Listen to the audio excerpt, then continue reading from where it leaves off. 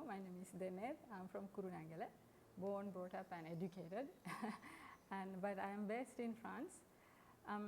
So I work mainly in France, Germany, Switzerland, and Sri Lanka. Pure multidisciplinary artist. I'm not academic or researcher. It's just to highlight these things. Actually, in 2018, two artists and curators from Switzerland, from Zurich, called Vera Reiser and Salis Cornfield, they were starting this project called Voices from an Archived Silence.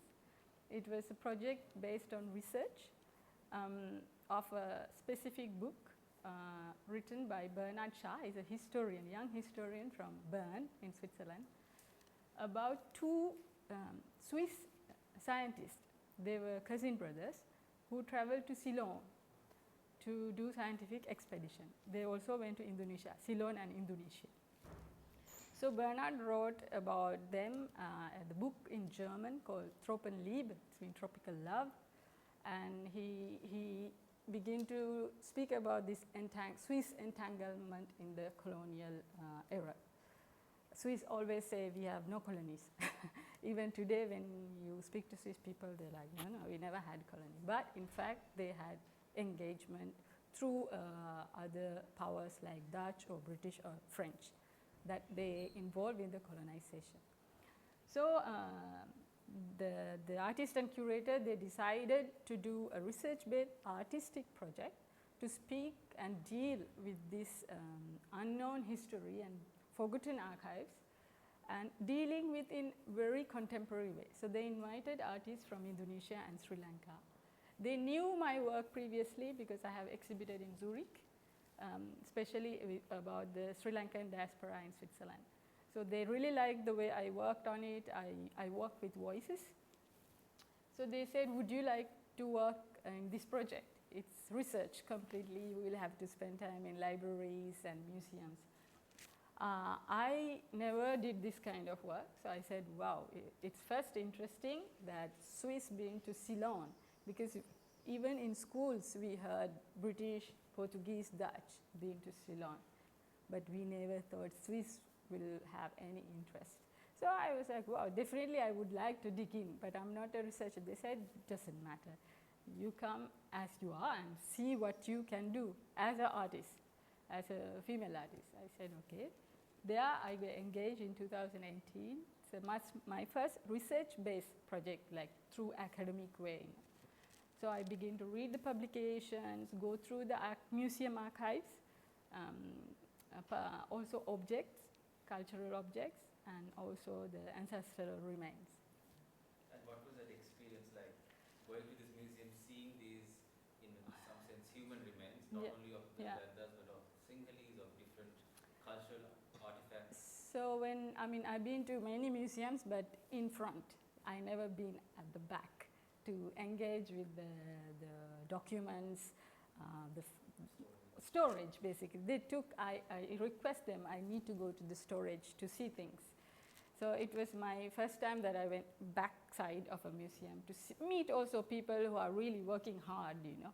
They're employees who are research assistants or engaging. They never see people, they only are among the objects or dealing with them. So seeing, first I read the publication, which was in German, but I had a translation app. So I read, and it made me think like, oh, the way they wrote this about others was very violent. How they see at that time in 19th century, it was like a kind of a la mode or some kind of a mania to study the others who are different to them. And they always wanted to say that actually European body is the greatest. We are on the top of the list, and the rest, they are uncivilized. They need to be baptized to be clean or make them free. So I said, and I am so much interested to see what else they did. They brought hundreds of objects, geological objects, cultural objects, plants, etc. And I decided to choose with two categories. One, ancestral remains, and the second was anthropometric images. They have photographed over 1,000 people, not only the Veda, Sinhalese, Tamil, and the Rhodia community people.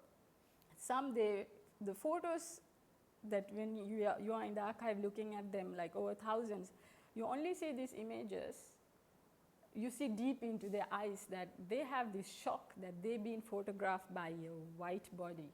Because at that time, imagine, they never seen a photograph. They probably lived in the caves, in the forest, away from the civilized people or the Sinhalese society or the British administrator. So you can see this shock that they are facing at that moment. And some women, because they were so obsessed of the body, they removed their clothes to be able to photograph the breasts of different women. Like the Tamil higher caste to upper caste, they don't show the upper front, even Sinhalese. So they remove their clothes to be able to be photographed. So there are not only men, women, but there are also men and children they have been photographed. So I studied this over again, and I also requested that I would like to visit the collection. Actually, no, before I asked, the curator of the human remains at the Basel Natural History Museum, he asked me, would you like to visit the collection? And I said, well, if it's possible, yes, I would like. I'm not a scientist, but I would like to visit, because for me, I felt like they are our ancestors. This is how in my school from Kurunegala told me our Sri Lankan ancestors are the Vedas or the Adivasi or Wanniyala-Aettos. So I said, wow, they are our ancestors. I would like to see. So I visited the archive, which was really underground. It was like a bunker with a lot of cabinets, all closed. And then I had discussion, and I already had calculated how many skeleton and skulls of Sinhalese people, Tamil people, Rhodia people, and Veda people that they have taken. It's over 150 skulls. They took them in their luggage in the 19th century. When I read in the publication, Sarasins, one thing actually, they wrote every single thing. They wrote how they dig those skulls by themselves. They said the coolie they hired through the Dutch administrative, they were not doing the best job. They were damaging them.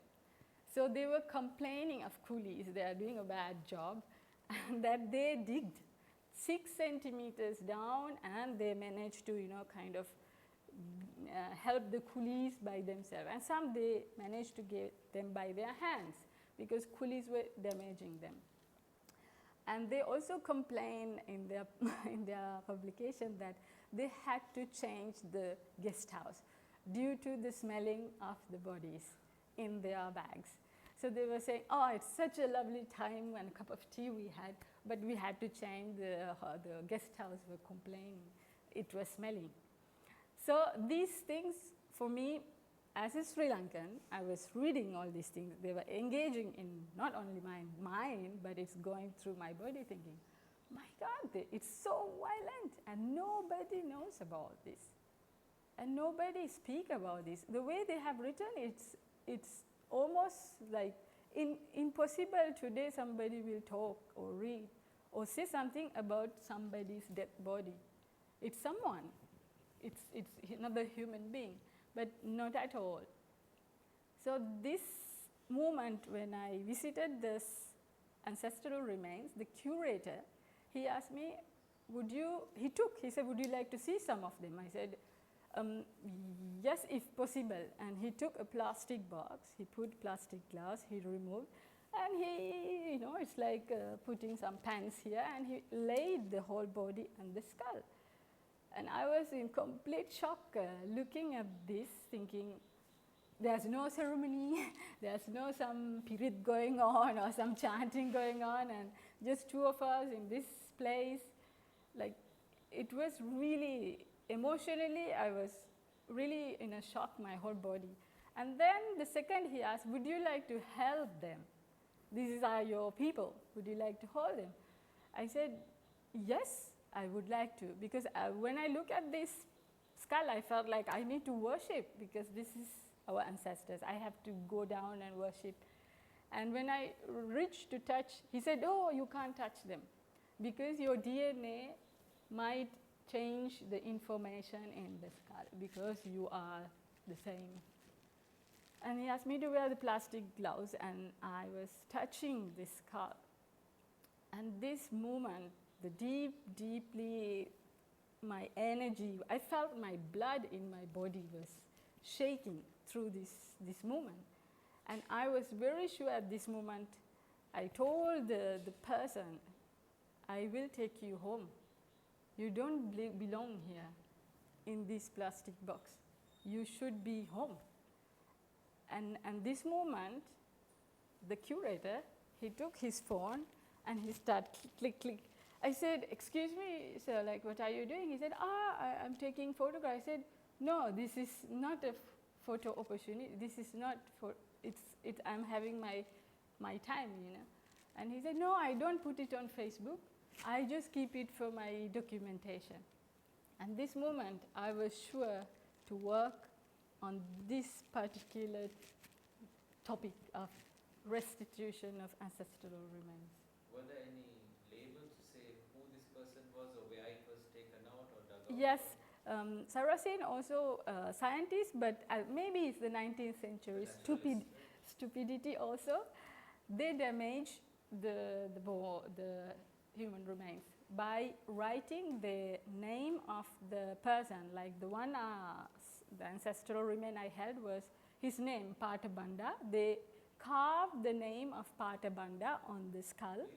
They put a number, they put also where he came from, and they put also who it belongs, who owns, like Sarasins. It's all written in one part of the skull. And I asked the curator, is it the same? He said, yeah, it's the same. It's the 19th century. It's the practice. They put the ownership and also collect. If they found the name of the person or the village they dig, they engrave into the, and the curator said scientifically it's not good because the data is already damaged. So I was able to find out who he was and where he came from. You had mentioned earlier that your father was an important person in molding certain attitudes, particularly related to the ethnic other or towards like your visits towards Vedas. Can you talk a bit about, even in the Sri Lankan context, growing up, how you had this respect, you were not othering the Vedas? Yeah, I think especially my family is different to many Sri Lankan families. I born and went to school, everything 200% in Kurunegala, and my father is a self-taught artist, outside artist. And he was a communist and he engaged in many different things. He gave us alternative education at home. I remember in school, every school, even today, they take trips to go to see Vedas, school trip. It's the first school trip you get when you're in school. And our school also proposed to go to see Vedas. It's like the forest people, you must see and study and write about, something. My father did not allow us to go. He said, no, why you want to go? There are people like us, they have legs, feet, everything. You don't go to watch another person like in a zoo. And he prohibited us going there. And later, of course, he explained us, let them be in peace. They are like us, like Tamil people, Muslim people, whatever. But let them be. If you want to go, meet them one day, you do by yourself, but never go to see them or watch them. I was sure about this, so I never went. Even later on, all these friends had like holiday trips. I was never interested. And I told myself, no, I will never go, but one day I'll go because I want to meet them, not to see them. So then the movement come through the research in 2018 about the Vedas. I was sure I had this fire in me. I am going to go meet the Wanniyala-Aettos, the chief, and I will tell him everything I saw. I am sure he doesn't know. And I will give him the energy, give him all the things saying, you can bring these ancestral remains back to you because you are the living closest descendant. You should, I was very sure. So I remember I went my first trip to Dambana with my father because in 2019 I came to Sri Lanka to do a research trip. Before producing any artwork about this whole history, I decided I need to travel like Sarasins. Because Sarasins, as I said, they wrote everything, how they travel, where they travel. They marked in a map.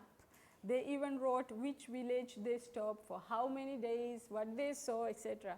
Even they stopped in Kurunegala, in my hometown. They climbed a rock, it's called the Elephant Rock, and they read poems on the top of the Elephant Rock. And they captured a squirrel, a flying squirrel, and this squirrel now in Natural History Museum in Basel. So I felt like, wow, they passed through my hometown and they went to these roads. I decided after 139 years, I'm going to do the same road. So I took a Sri Lankan latest map. I decided to do the same road as them. I stopped same village as them. And I spoke to the people on the street. I had printed some, maybe you can show like 2 or 3 slides. So these are the Sarasins. This is most violent photograph. I cannot even think in whole history. So this was in Kumbuk River down in the south. Sarasins were kind of crazy about looking for an elephant embryo. They were killing like thousands of elephants. They could not find any elephant bomb. And this image is showing their power on this large elephant. And even they wrote that, oh, we killed the beast. Elephant is not a beast, you know. So the power of colonial and power of the white superior, it's represented through this image. And I use this image on some of the video works I did for the exhibition. Next slide. These were the anthropometric photographs that Sarasins took. So I took the copies. Of course, the museum would not give the originals. So I took photocopies of this image. And I travel, you can go. I travel with this photograph. And every village I stop. And I show it to the people on the street, the tuk-tuk guy, the roti shop. And I show, hey, these people were in this village. This is this skull or the ancestral remain that I touched first time in my life. I never touched a skull before. And no, next one, next. This is the road map. So this is the Sarasins map in 1883. They came actually 3 times to Ceylon, 1883 to 1907. The first trip, they did the anthropometric photographs, and that's the map I did. I did the trip in three times. One just going through the Dambana to Mahiyangane, and the second one was just east coast. They call the coastal Vedas, and the other one was the inland to go to see the Rodia community. So on the road, I show it to people in school, small school teachers, people, and I ask, do you know these people were from your village, these are your ancestors. And I collected their voices, what they have to say about them. Some people recognize, say, oh my God, she looks like my grandma, because they have the similar face.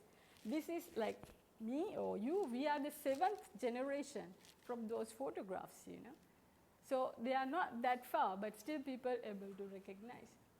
And I collected these voices, and along the way, so I went to see Wanniyala-Aettos in Dabana, and I told him about this ancestral remains. Of course, they also had objects, but I did not go to talk about objects. For me, it was important to know what he thinks about this history. He obviously didn't know. Our Mutumito, like our Amilato, he says, no, are living still in Basel in Switzerland. He even missed Switzerland with Sweden because he's old and he doesn't remember where things are, you know. And he began to tell me, oh, Sweden, we also heard there's in Sweden. I said, no, Switzerland, you know. So, and then he said, but how to get them, you know. And it was interesting. So people to ask what they want from them and what our decision is. And in Basel, in Natural History Museum or the Ethnographic Museum, they didn't know the existence of the Wanniyala-Aettos in Sri Lanka. They didn't know the Vyas Dambana, and there is a Dambana. They didn't know actually in Dambana there is a small museum for themselves. So I decided it's my duty to tell Basel they exist. So you should contact them. I'm happy to put them in contact. And I told them, I even write the first restitution letter in Sinhala. I said, you can write like this. And it was during COVID, 2020. I said, I sent a WhatsApp message saying, write it like this, maybe you know better. And he was like, yeah, I will ask more help from the government because he is unable to take a decision as a chief of the Vedas. So this was... maybe you can talk a bit about your relations with the National Museum and why you're keen that the objects, or in this case the human remains, went back to the community and not just to another museum where it would be either displayed or not displayed or end up in a cupboard. Yeah, before I go to Dabana, I visited Colombo National Museum. I visited the section of the Colombo National Museum for the Wanniyala-Aettos, for the Vedas. And it was a disaster.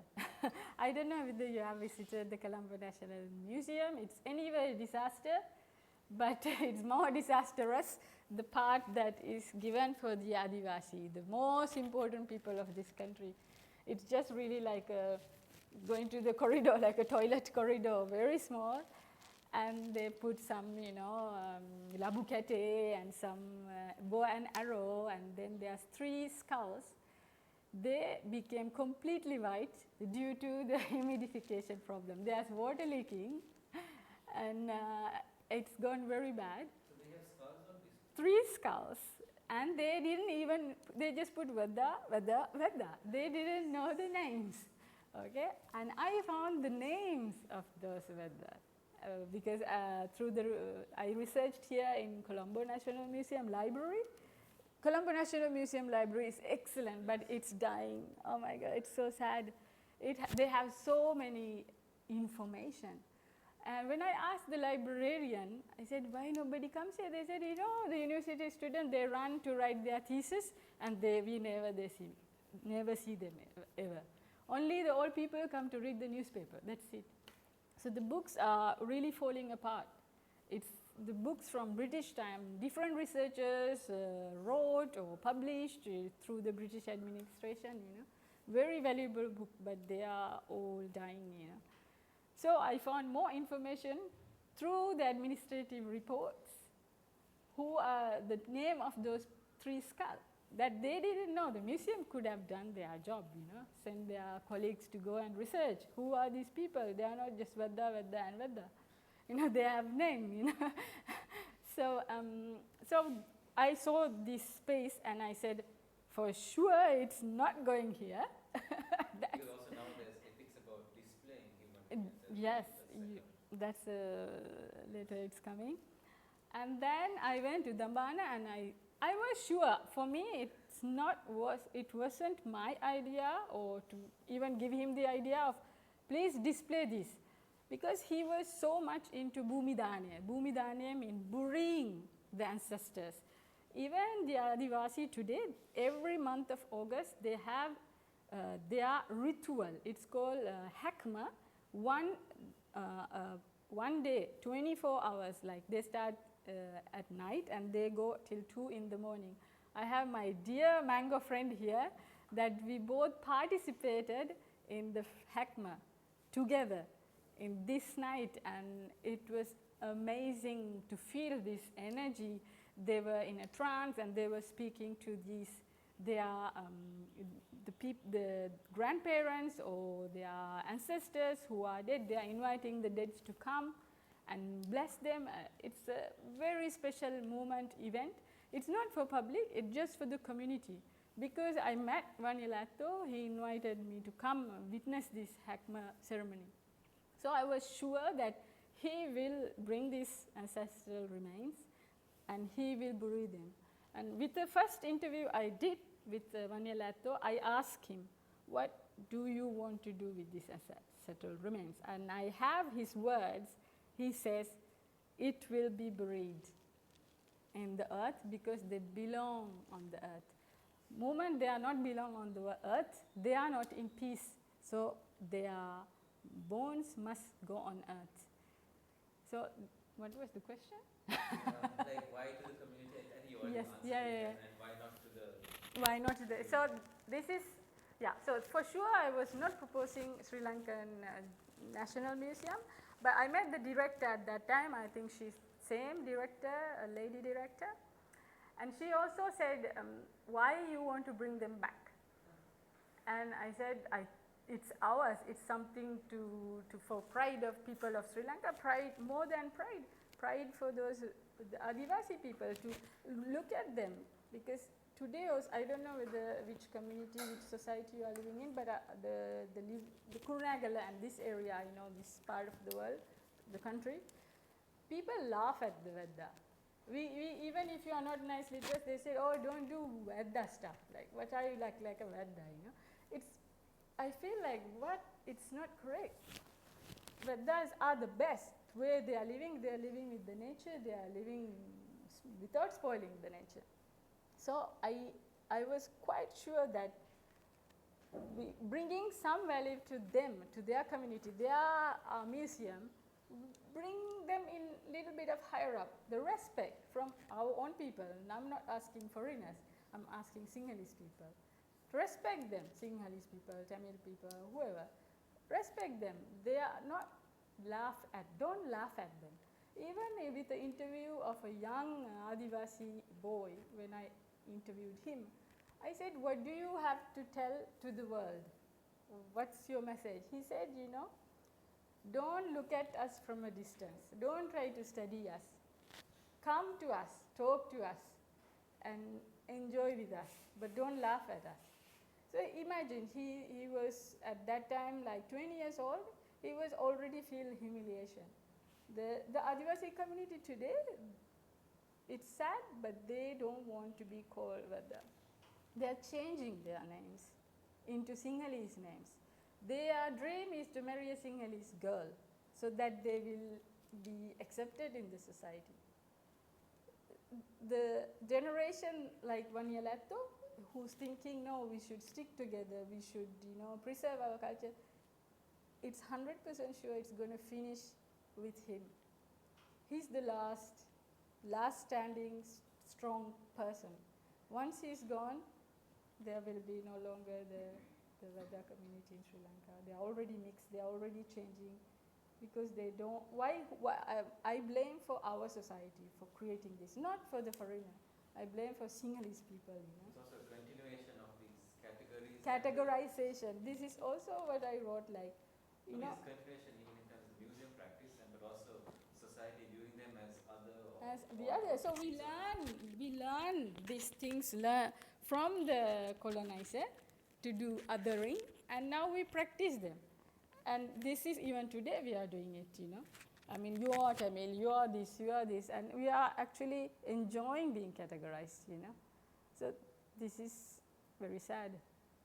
Before getting to your artistic response and how you got it, maybe I'll talk or ask you a bit about the restitution process. And I mean, when you talk of cultural objects, they have to go through the ministry, through the museum director has to send that request. I can't send a request for things. In this case, how did it work, and is there a protocol that has to be followed? Yes, so especially Sri Lanka, I decided to write to the Ministry of Culture directly to ask information because I couldn't find anything. So I went to see the Minister of Culture at that time, and I met the secretary. At that time it was, I think, who's this, Premadasa? The 2019 Sajid. He was not available suddenly, so I went to, he was there for sure, I was not interested to meet. So I went to meet the secretary. And secretary also said, oh, tell me what's your interest. I said, I found this information. I informed the Veda community. Now I want to help them, the restitution. I want to bring them back. And he said, why you want to bring them back? I said, because this. He said, no, leave it there. If you bring them here, it will be destroyed. Second, we have no space. Did you go to the Colombo National Museum? We are running out of space. And the director of the National Museum also said, please don't bring anything. We have no space. And then fourth, he said, you know, those are like ambassadors in different countries. Free promotion, free tourism is coming to this country. If you remove them, nobody will come to this country. So if you are removing them, you are destroying our tourism industry. I was like, okay. And then I asked him another question. I said, but you know the Adivasi community, for sure. He said, yeah, we built them. It's the Ministry of Culture. Built them this museum to Ministry of Culture together with the art cultural fund, Central Cultural Fund. Build this little museum for them. He said, look, we built them a museum.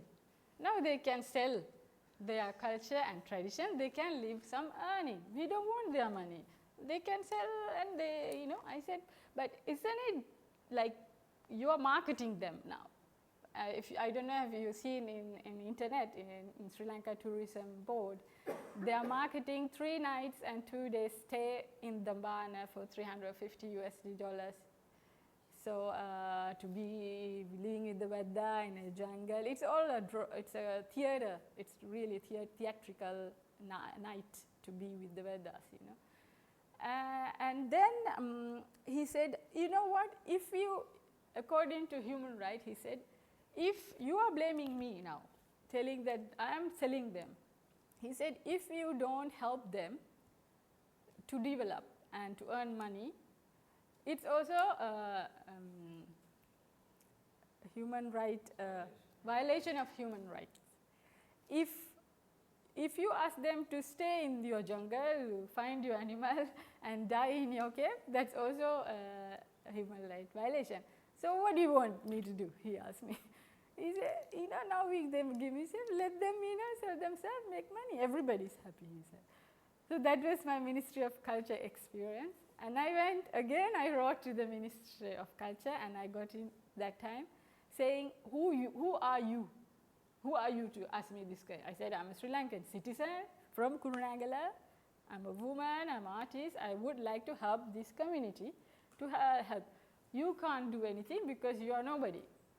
You have to ask the Wanniyala-Aettos to write a letter to the Ministry of Culture, and then we will deal with it. And then I asked, what do you mean when you deal with it? I pushed them to give the information. And they said, then we, as Sri Lanka Ministry of Culture, write to that country, the Swiss government, and through the Sri Lankan High Commission in that country. And then the Swiss government will communicate. So these are like the government to government, bureaucracy, administration, the ambassador gets some points from this minister, you know, and the Wanniyala-Aettos is there, and everybody is there. And his interest is just to get them. And this is the procedure, and it's very political procedure. It's not at all saying, I am sorry, my ancestors, like the Swiss people, brought your ancestors' skulls, please take them. And I'm sorry, it's not at all, it's really emotionless, political deal. This is what restitution is today. Do you think the National Museum in Colombo was worried that their skulls would also be repatriated back to the community? No, I don't think they were worried about anything. They were only worried they had was do not bring anything. We don't have space. And even storage, she told me, the director of the National Museum in Colombo, the storage are leaking. So imagine, she said, you have no idea how many objects there. I wanted to go down, film, and I tried many times. They didn't give permission. They really blocked me. They said, no. Obviously looks bad. Yeah. I took photographs on permission. The space of the Veda when at the National Museum when it's leaking, I filmed and everything, but I didn't tell them. Maybe now we can segue into your artistic response. Yeah. As part of your residency. What are some of the principles you want to bring into the discourse? I mean, you already said about the display of people are rethinking that, whether it should Yeah. be done, why you would do it, and particularly because the exhibition was targeted at a Western audience, right? It was primarily European audiences. And secondly, would you want to show that exhibition in Sri Lanka? Would it have any relevance? Yes, I did not think about a Western audience because there's also Sri Lankan diaspora in Switzerland and France and Germany. So I was also sure there are Sri Lankan people going to come or not. But especially I wanted to shock people, because in the Western world, there's arts, millions of arts. They are beautiful, they make you think, everything, but the emotions, this is my own opinion, I felt it's not emotional. I wanted people to feel the emotion of this person that they don't know. Even they don't know, I wanted them to engage and feel the emotions and have a shock. Also, this is a violent story. For them, the others, that their ancestors did this to the others. This violence, we are responsible as today's Swiss or French or German people. We are responsible, today's generation.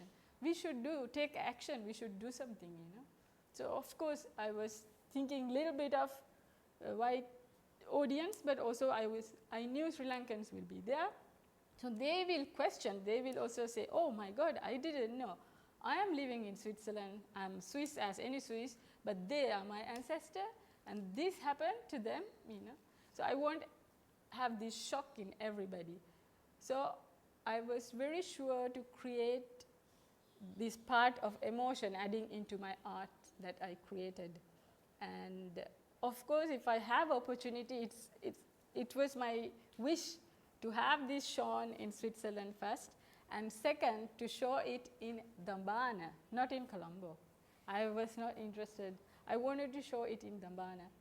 But time went, and COVID happened, and everything happened, so it never happened so far, but I already showed 4 times the work in Switzerland and Germany, but still have not shown in Sri Lanka. So if there's opportunity, I will show the same works, but I will also add things to it, because there are things I felt like if I show those things, maybe it does not make sense for the European audience, but maybe those, if I show them in Sri Lanka, it will make sense. Like the part as Sinhalese or Sri Lankan society, how we are practicing the othering even today. And what was significant of the grant being given to you as a, because usually research grants goes to anthropologists, sociologists, and ethnographers. Why was it special that they chose you as an artist to respond to it? Maybe if you can talk also about museum practice and display, and also representing the body, because you choose your body as a way of talking about this. I don't know. I have to ask this question of Vera Reiser and Sally Scornfield, why they decided to work, because they are academics, artists, curators. Why they decided to work with artists and art, and also why they invite me. I mean, they could have also contact Sri Lanka for other institutions like Swiss Embassy, find Sri Lankan artists. So that's question for them, but engaging with this, I think they had completely different experience. Even the museums, they saw many things in a completely different angle that they have not seen before. So through my work, many European museums and this dialogue of restitution became a little bit, on fire, because this work traveled through the voices in European art and academic and museums. And there was a catalogue through all the European museums, and they wrote about this specific work, that she's a non-academic Sri Lankan artist coming and digging the museum archives and putting it up on a complete different angle and reconnecting with the community and asking and bringing the community. So this work kind of changed the whole view, angle of the restitution and museums, how we can deal with our objects. So 2022, I was 21, I was invited in Geneva at the Museum of Ethnographic. They had a training workshop for the museum people, all different museums, to how they can deal with their collection, how to reopen their collection in a form of a decolonial way. So they invite me to speak about my work, just to give them inspiration, because they begin to see everything in different angle. Oh, if I go into my office, do research, write a report, publish it doesn't work. It does not reach people who owns these objects, who own this ancestral remain, and it does not reach to go and meet them, invite them to this country. There's no bridge. It's just about, again, collecting the power and what do you call, if they publish their work, they will build more points in academic world, I don't know, whatever, you know. So they're only thinking about themselves, but not the others. So I think this work kind of shook this whole area of museums. And now a lot of museums, suddenly after 2020, they are opening and inviting artists to come work with our collection, come do study this. And they even open a museum of ethnographic in Basel, because I proposed them. They had, when I was going through the archive, image archive, they have misplaced many different Sri Lankan images or objects. So I proposed them, it's wrong, like can I correct them or can you reopen a new file, because they were under Senegal. Because Sinhalese, Senegal, weather, or Africa, you know, the archives are full in these European museums. They are full. I understand there's one archivist working half, not full time, they don't have a full-time job. So they are paid half and they have to study, their university teacher at the university, they have to do their own published research, plus working the archive, they have no time, I understand. So I proposed them, if you don't have time, I'm here, I already found some, I can correct it and I can help them. Like Museum of Quai Branly in Paris. So I did another research through the Sarasins that I connected to the Quai Branly, because Sarasins had given things to Musée Quai Branly. I went to see the collection at the Photo Anthropometric and I saw images and I recognized, and the archivist and the head of photographic section said, how do you know they are Sri Lankan? I said, I know, because they are in these Sri Lankan costumes or the Tamil clothes. I know, and it's very clear. And plus, I knew the photo who was taken, like the British administrative photographers. So I gave this information to them, and I said, listen, I did some work for you. You can pay me. They said, no, we cannot pay you. You are not academic. You are just an artist. So I said, you can create some kind of project, or give me a job, or no. So they said, I said, so what's going to happen? You will put the information at least. They said, yeah, we will put that at least the information, saying that finally we found this image. It's not just an unknown image with unknown people on it. They are people being photographed at this year and this person and that.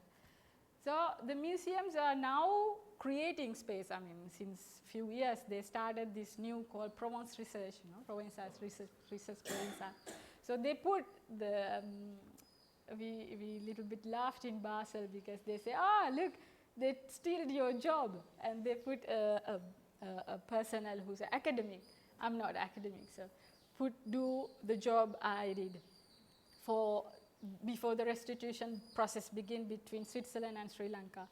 So he keep emailing me, where shall I find this? And I was like, go to this file, it's here, and I help him everything.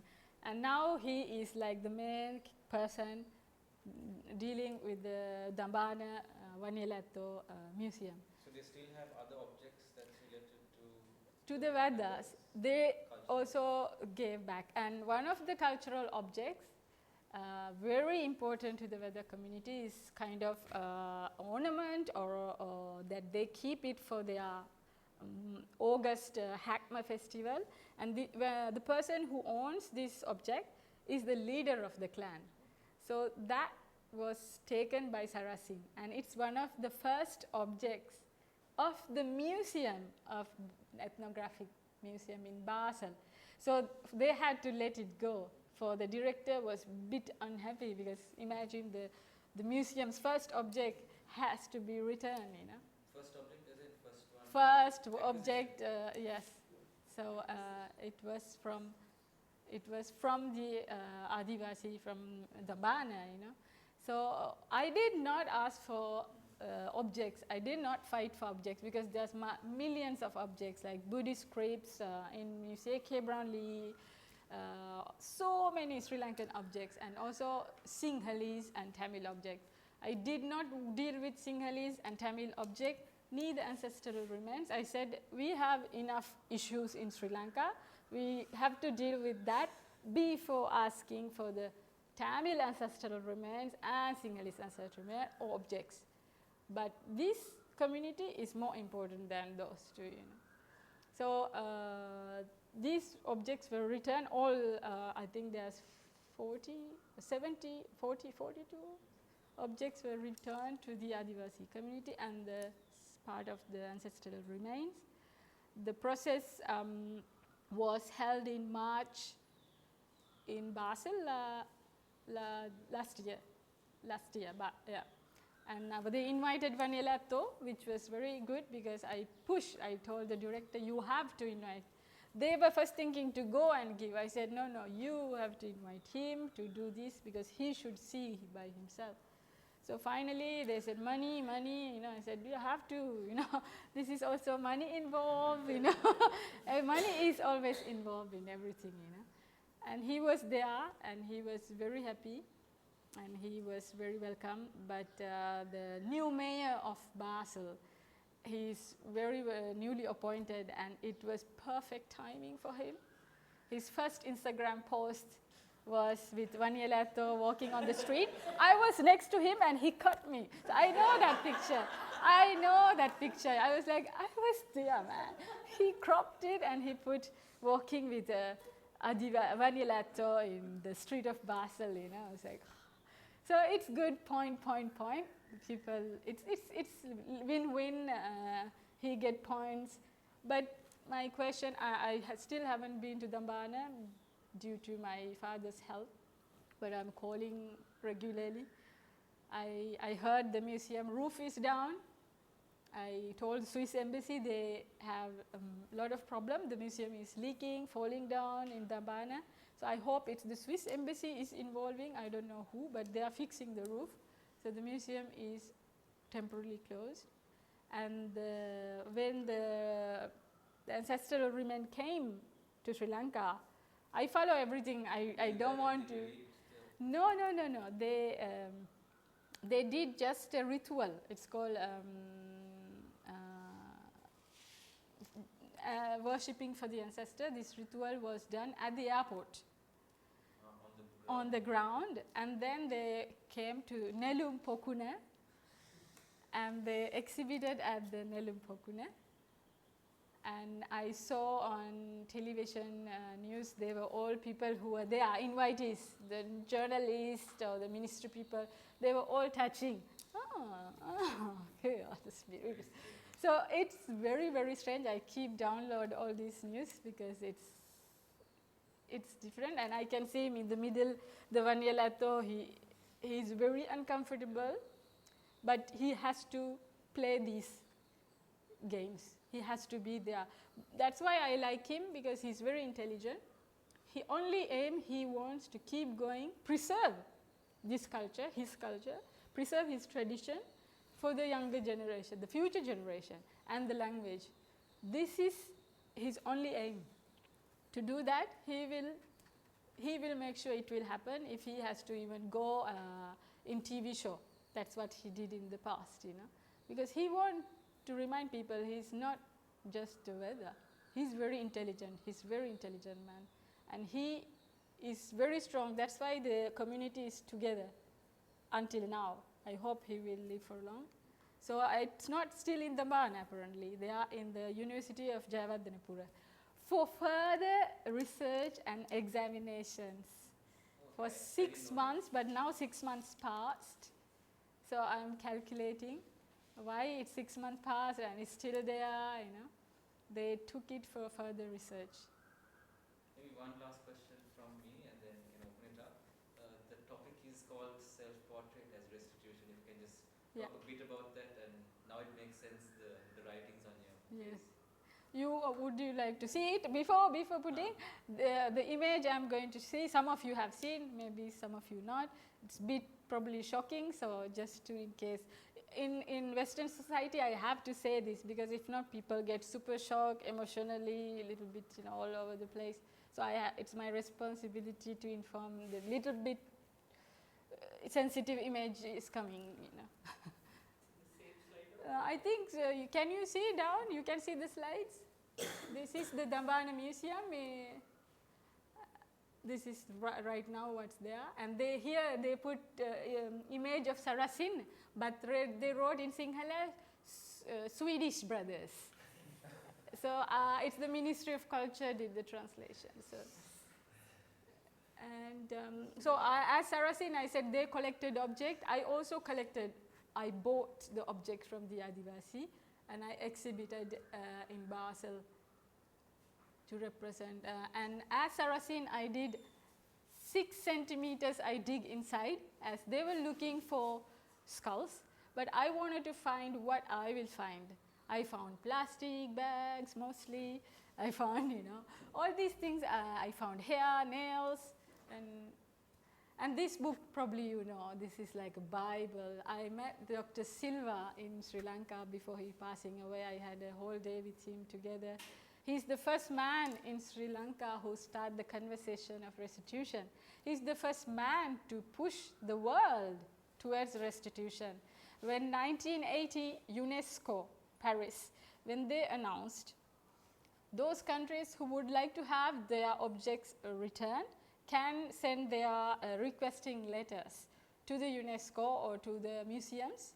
Sri Lanka was the first country to send this request letter, and it was Dr. Silva along with this catalog saying these items are kept in these museums in Europe and please return them. Of course they said no.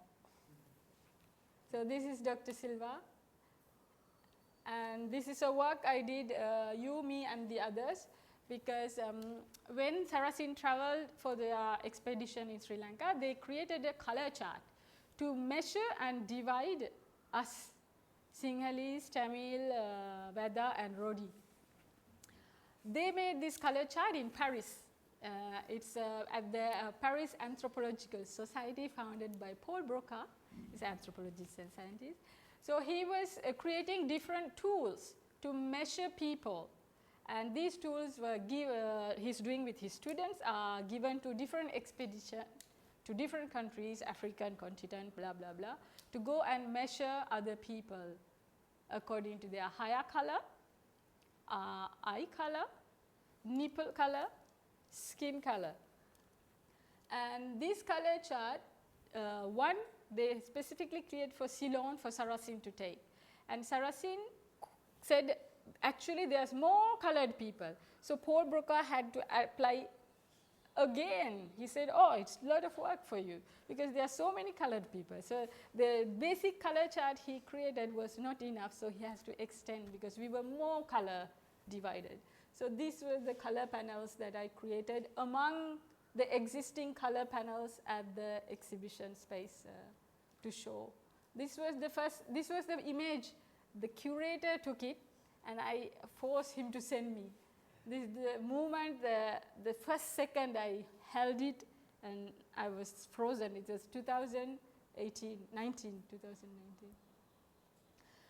So this is the developing to the sculpture. So as I said that I decided to emotionally shock the audience and also ask people, who is she? Why is she standing? Why is she looking at like this? What is she?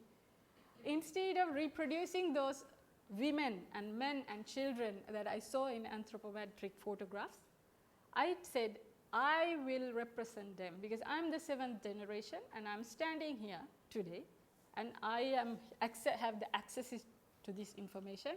So let me represent those ancestors.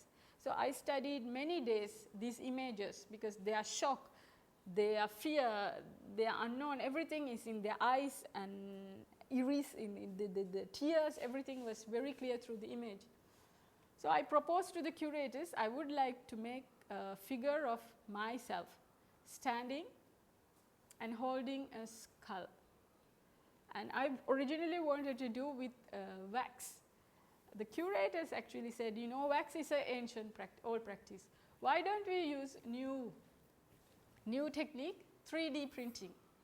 I had no idea, and even the name made me like, oh, it's something with plastic. And they said, yeah, but it's an experiment, let's do it. I said, okay, let's do it. So this is the step by step. So I had to be in the same position for like 10 minutes, and a big, large scan was going around me. I couldn't even do this my eyes because the scan will capture everything, and then everything has to redo it, and it's a very long scan. The computer was going around me, scanning every detail, every movement of my eye, everything. And the scan finally printing through a very thin plastic for, I think, 3 days to get my size. You know, it was printing, and you can go to the next slide. And then it all came in white. So I saw myself for the first time in white. If I was white, I'm like, okay, that's cool also, you know. So now the challenge was how to make it look like me. And we searched for many artists. We contacted this museum in Paris, Madame Tussaud, to ask them to paint. No way. They don't take risk. It's not wax. It's plastic. They said, we can't. It's plastic. No color will stay. It's impossible. And we contact so many artists. We found one artist who's best Spanish artist who's in Zurich, who's doing a theatrical Zurich theater mask and stuff. He said, you know, I never done. It's very difficult because it's plastic surface. And he said, I need to study you. Can you stay a few days with me? And he was studying he was painting and he was putting on me. He was doing colors like, I had to go many times to him. He has to put 7 colors on top of top to get the color exactly as me. And he's an excellent artist, amazing. And that was the plastic. And he took about 2 months to paint each details. And on the eye, behind the eye, it was a text that the anthropometric images that Sarasins took. Under they wrote the eyes color, the nipple color, and the shape of the nipples, and the skin color and the hair color. They say they had a number according to the color chart. So they wrote, this is dark brown according to this color chart number in German. So I also wrote them one under my eye, one around my breast, because the nipple color, there's a number, and the color chart number. And then on here it's written, they also, every image they wrote, whether it's pure-blooded Sinhala, pure-blooded Tamil, or pure-blooded Veda. They wrote. I don't know how they understood pure or not at the 19th century. And the wig, I also went to, this is the final work. So it's exactly me, because I thought if I produce an image from an archive, people never see them. They will forget. But I am living and walking around everywhere. People will remember, I've seen this person, you know. Then, who is this person? Why she's like this? Why, you know?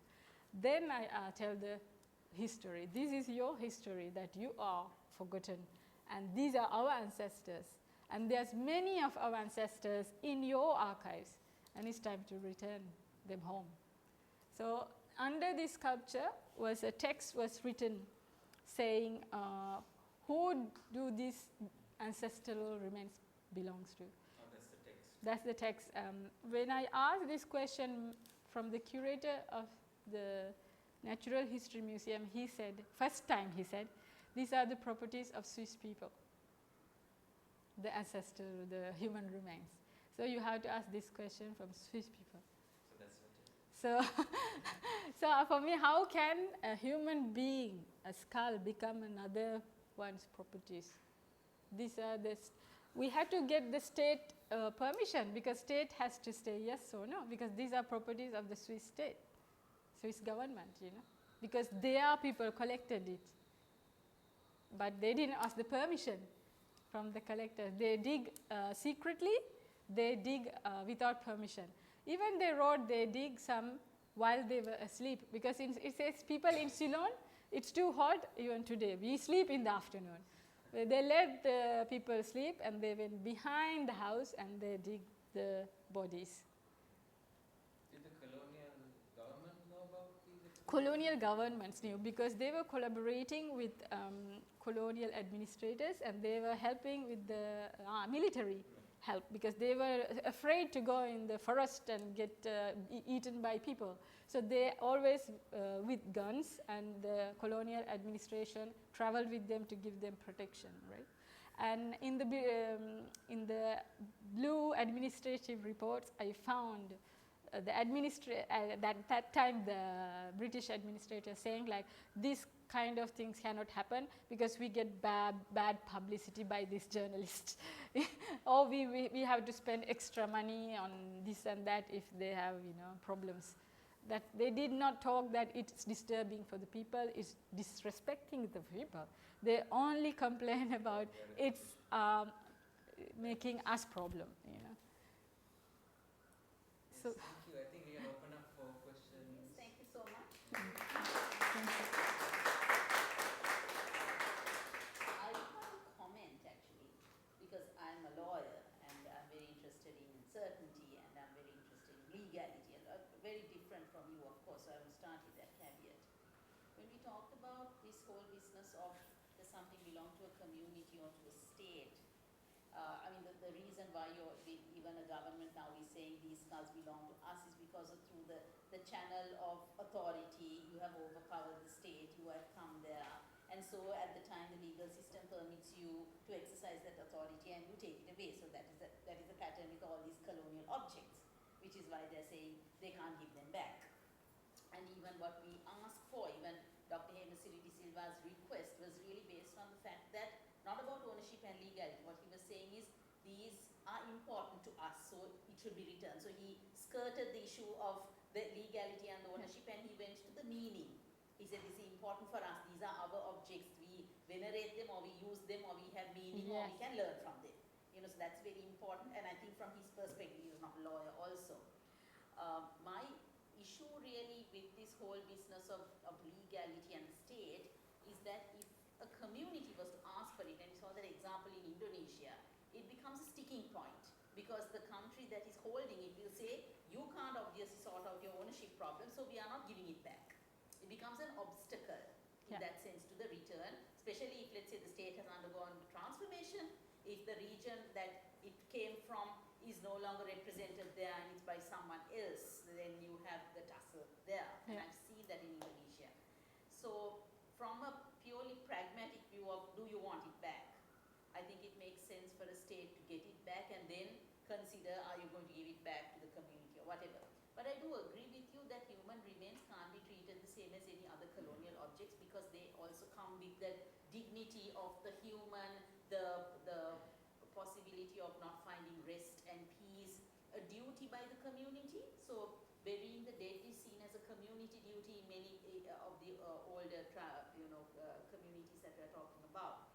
And so I think that deserves a separate treatment from other colonial objects, because now as a lawyer working in colonial objects, I also don't advocate the wholesale return of objects, because I am more interested in the legality, and I'm also interested in the monetary value of objects. I'm also interested in them sometimes making money in another museum for us to improve infrastructure. I mean, if you have 20 of the same item, and I know logistically we can't get all of it back. But the problem for me is that the ownership is not being admitted. The ownership is not being admitted, and therefore it is like it belongs to me until I give it to you. So I don't want to have to deal anything with paying you compensation for a long-term loan of the object. Human remains are very different because we don't expect that they are making money or they are going to make money for us. It's downright insulting. So in that sense, human remains ought to be repatriated. But I do think that the model will get stuck if there's going to be an internal tussle between, let's say, Adivasi and state, because Adivasi will never be recognized by the holding state. There will be so many contentious issues, even if you can directly trace that it came from there, because of this whole issue of, it's called nationality of claims. The state claims on behalf of all these people. So that's just a comment I want to say. And I would like to be explicit because I have to take a lecture. So Okay. But thank you for coming, and thank you for your comments. Sorry I was late. No, that's all right. Always. Yes, thank you for your input. Yes, definitely. Yeah, when she talked about this ownership of the ancestral remains, there's another roundtable I spoke before I come last year. It was at the it was at Geneva at the Museum of Ethnography, because they opened a new exhibition called, I forgot the name of the exhibition. And it's about also dealing with their colonial objects, decolonizing way. They re-exhibit and they engage with the community. And there was a theater play, actually. It was about 7 skulls from Pygmy community. They found accidentally at the museum. And now they wanted to give it back, but to who?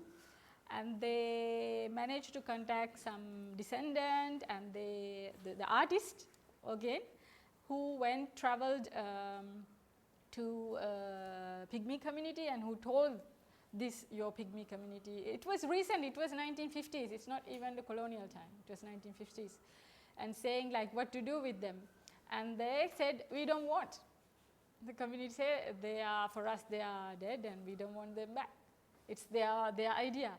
So now the university in Geneva they want to give, but the country doesn't want.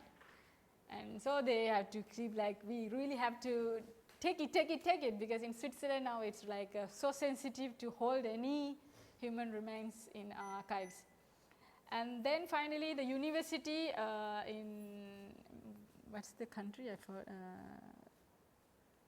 Oh my God, I forgot. Pygmy community are from, hold on, not Ghana, not Gambia, Congo. So the university, they said, we take the ownership, but you keep it. We have no space to bring it here. So now it's kept at the University of Geneva. Anybody can come or study or visit them, but the ownership has passed to the university.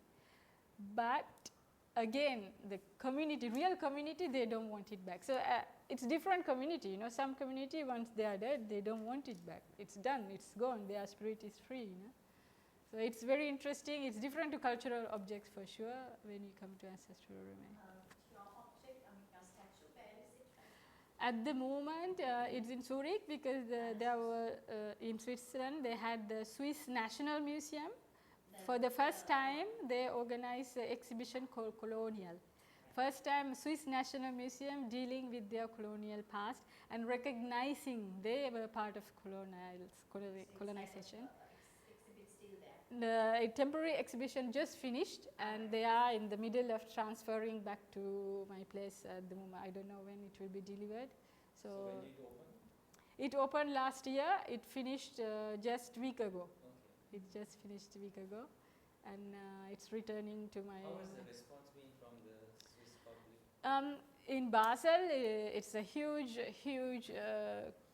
hugely been good things, bad things, but very badly criticized.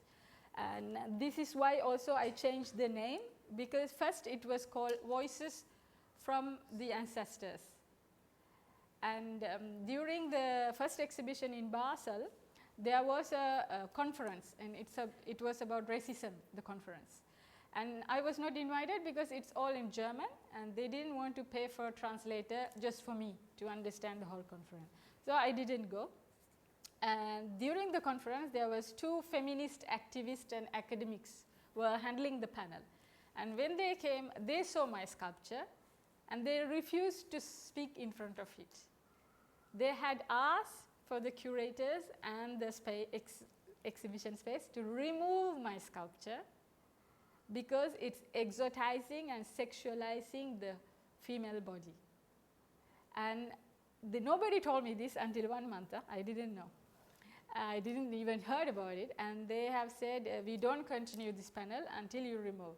Nobody called me. This is a situation, as an artist, what do you think what to do? The curator and the exhibition organizer has decided to remove it and put behind the stairs and hide it during 2-hour conference. And I heard about it after 1 month because I was invited for another theater play, and I met this African descendant, Swiss, German academic. Woman came talking to me, and she talked. She said, I wrote many books. I love your work, very interesting, and she walked away. And the curator asked me, what did she tell you? She said she uploaded me, and she said she gave me some books. That's all. I said, yeah. You know what happened? It was her who had done these things to me. And I said, why she didn't ask me? Why didn't... Yeah, obviously she could have connected, no? But she didn't propose the question. And then I proposed the curator, let's organize a panel discussion, invite them. Because this is all about dialogue. This is all about conversation, exchange, ask questions, speak, ask why. And there isn't a right or wrong answer. And nobody came to we made a Google Meet to say, okay, this date it's correct, can you come to the conference? Nobody wanted to come to the conference, so we canceled the conference. And then I gave a conference in Paris. I was invited through Sorbonne Paris. There's an art circle with all the professors. They do a very interesting conference called Something You Should Know. And I was invited to speak at this conference about this work like this, so I spoke. And one of the professors, she's an activist, an amazing lecturer in art and history. And she said, oh my God, you have, this is a portrait, this is self-portrait of restitution. This is it. And I told also the story of this criticism. He said, this is a self-portrait of feminism, restitution. Because you're owning your work. Yes, and she said, you have to do something and change. And I said, I love what you said. I changed completely title to Voices of the Ancestors Removed, but self-portrait as restitution in a feminist point of view. Because it's not sexualizing my body, it's not exotizing my body, it's telling the stories of the violence happened to our ancestors as a woman, you know. And people did not understand. So in Zurich...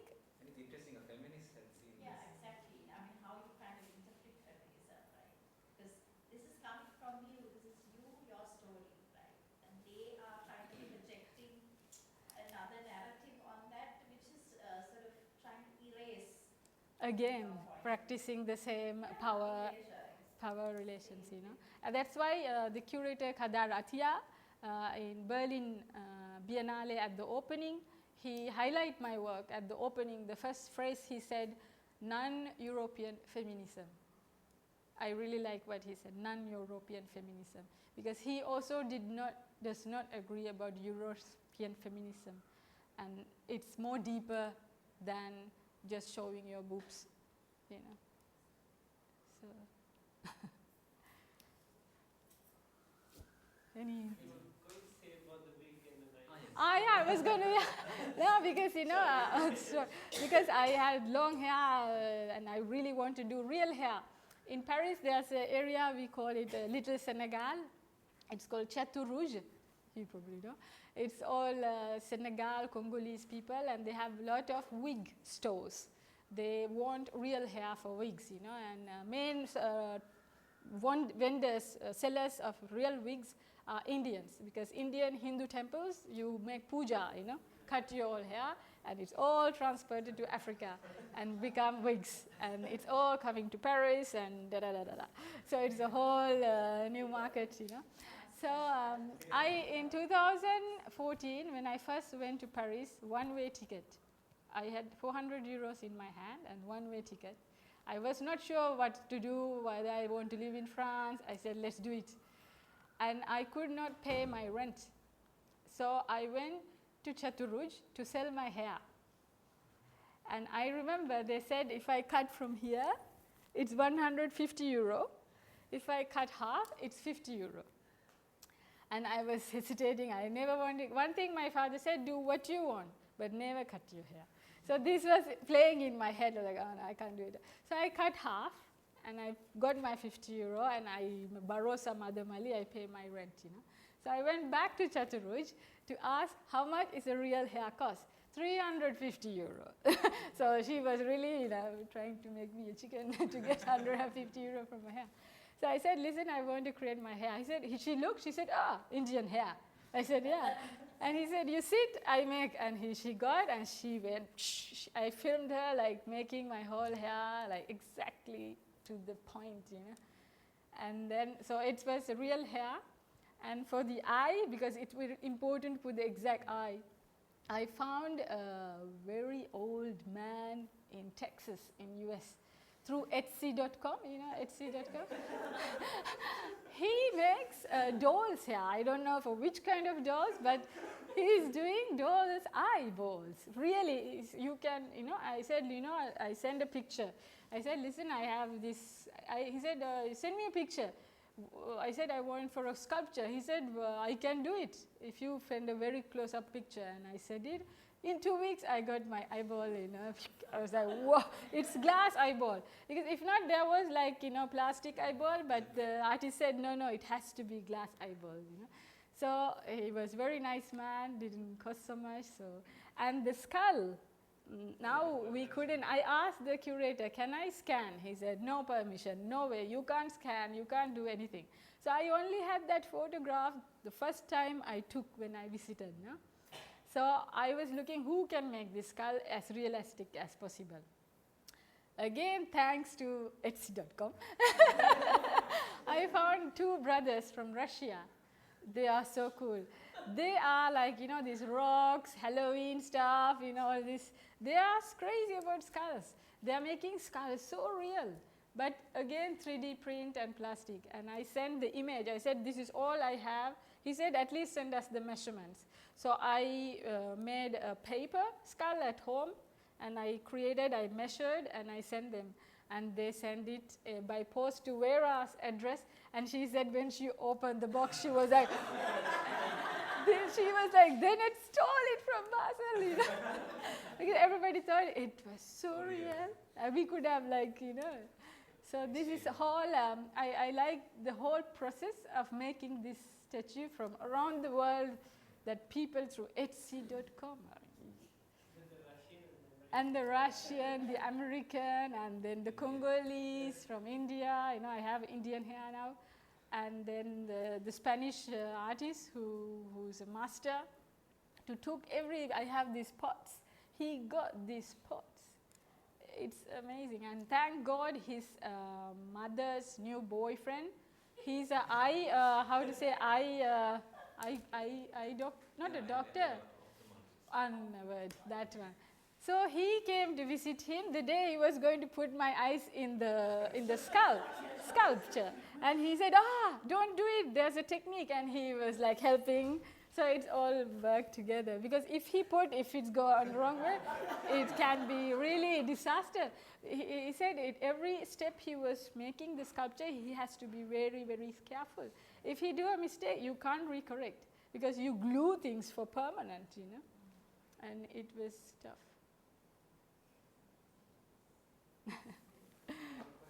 Any other questions? What's going to happen if University of Sri are going to produce those remains? Yeah. What's the plan for this? So this is what, you know, the video, the interview I had with Wanniyala-Aettos, who was saying, I will bury them. This is the video. I show it to the museum first, and then we show it to the state, Basel state.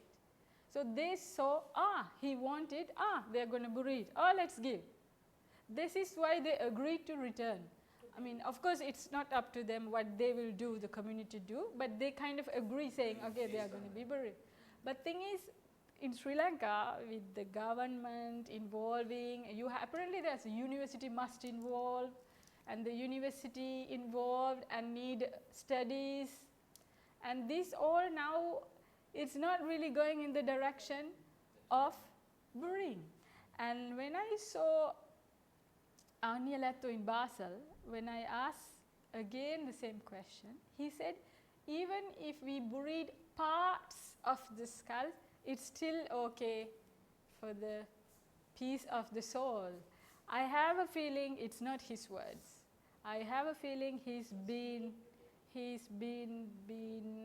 told, he's been advised, he's been handled by different academics. You know, as I said, every time when I talk to him, I felt like he don't trust, he said, no, there are other people who knows better than me, university. So he doesn't trust his own. I told him, you are the leader, you take your decision, you say, that's it. But I think he also see far, he need funding, he need help, he need things to survive, keep going his community. So he has to agree to some deals, I think. So at the moment, I don't know whether they will bury, but I am going to follow until the end because this is my interest. I don't start just a project, finish the exhibition but I follow it. It's evolved. I follow them personally and also artistically. It's important me to follow and see what will happen, how it will go. I hope. Also interested in having the same exhibition here? Yes, I am very much. Thank you for coming. If I have an opportunity, I very much like. I already, I think, sent a presentation about it to the Museum of Contemporary Arts. Yeah, but nothing so far. I mean, now it makes sense, no, why you've tattooed all this. Yeah. And it's a very powerful. In Berlin, I was very well received. I was very happy in Berlin. People came from around the world, from Argentina to Africa, China, like everybody just like stayed all around the sculpture, talking, emotionally engaging. Some they were crying, some they were making prayers, like, because they said it was very similar of story of ancestral remain in European museums due to the colonial history.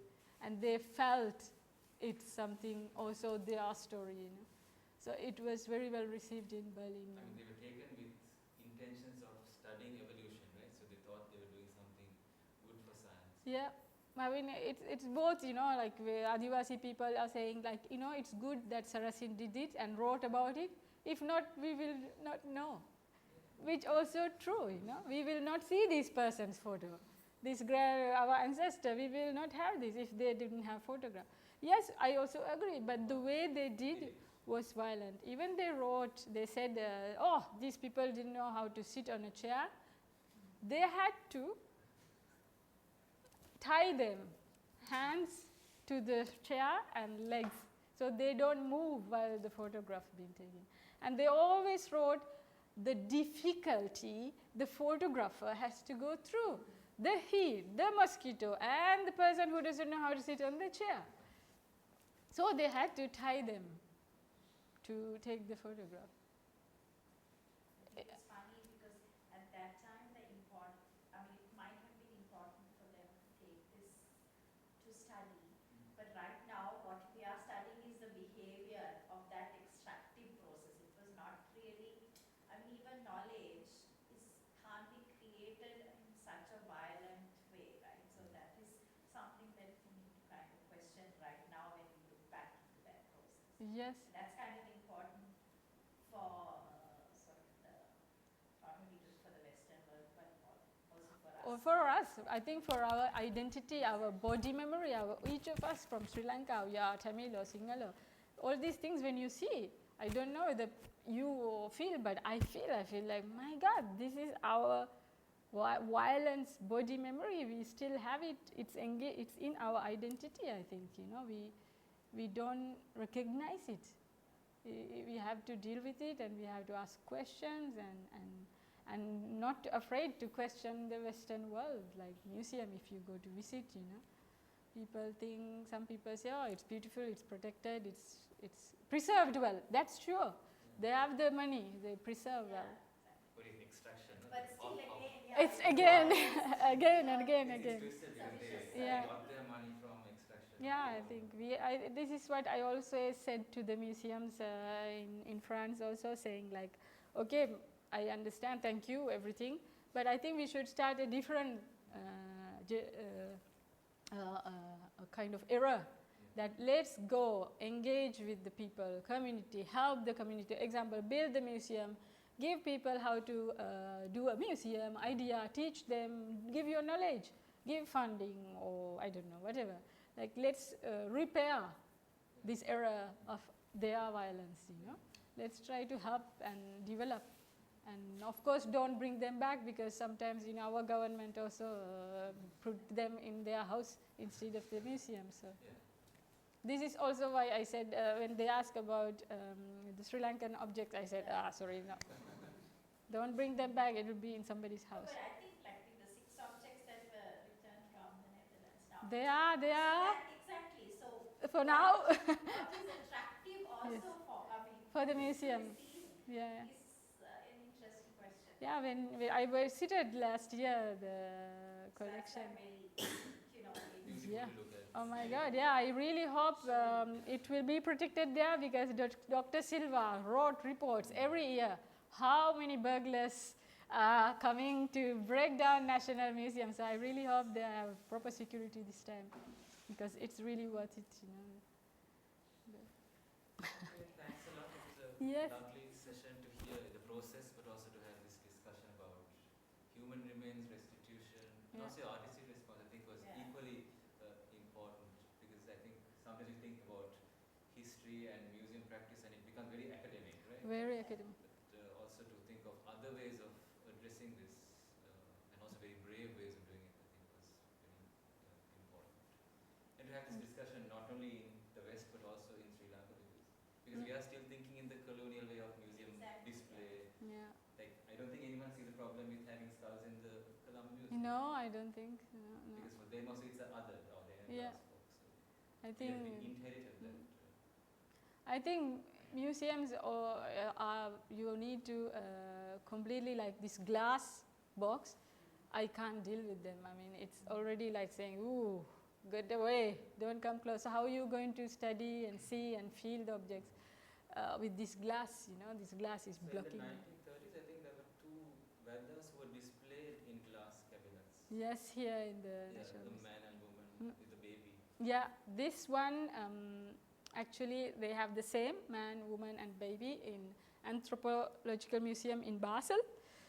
The Sarasins create these figures according to the photos that the images they took, and we recognize the body. They put different body with different face.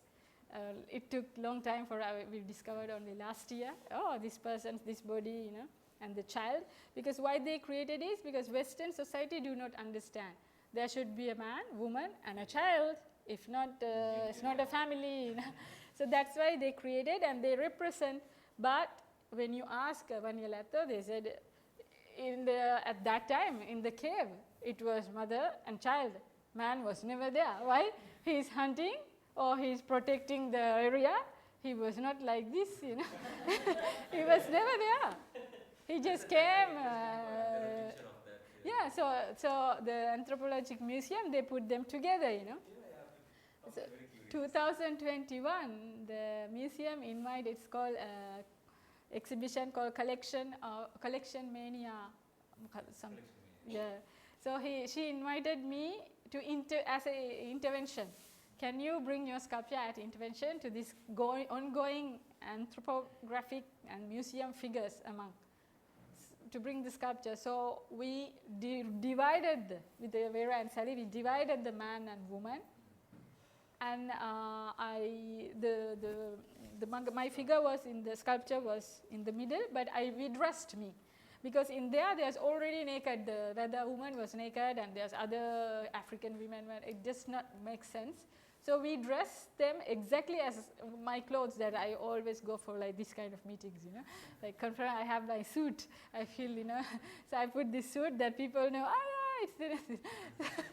So I put my clothes and we put this figure in the middle, and the woman, I was kind of covering the Veda woman behind me, kind of protecting her, and she's taking, and the man is looking at the Sarasins bust, like, what are you looking at my woman in, like this kind of, we arranged the scenography completely differently to break this whole structure of museum figures.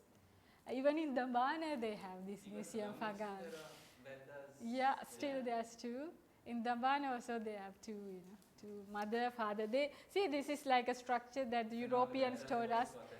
But even now you go to Veda, they are not like this. The man is selling something in the museum. The woman is looking after the child. They are not sitting in the house watching TV together. You know?